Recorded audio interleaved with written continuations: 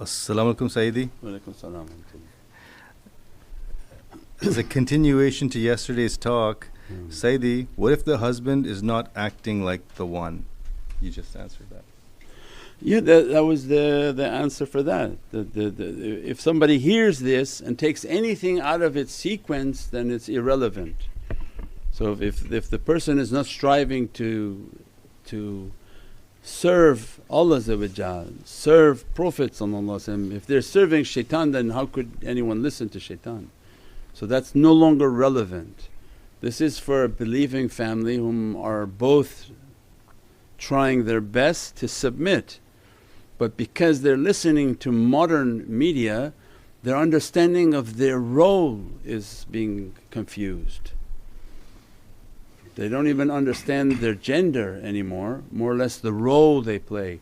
Everything on social media, even wrapped in Islamic garb, is telling them, you're the one. When nothing is telling them, no, be a nukht. Say, no, you're partner. There is no sharik. Not with Allah, not with Prophet and not with your spouse.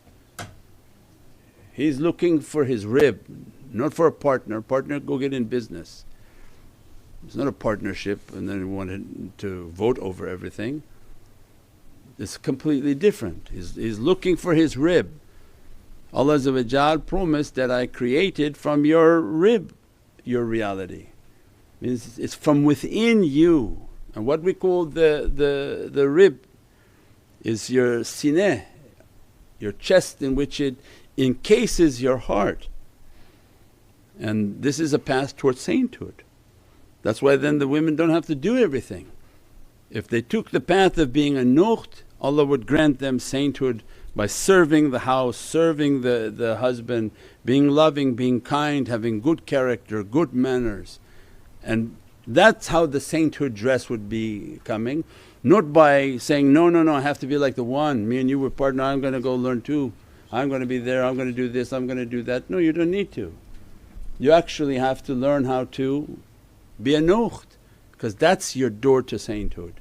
Then the man, he says, because his nature is, I'm going to be the one, and his nature is not to listen to the shaykh, and that's when everything's upside down.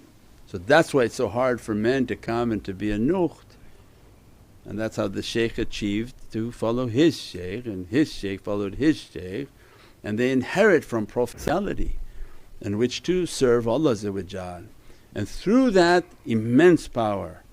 Because these people whom they're nukhs, they make du'a and things happen. If they want money, it comes by their du'a.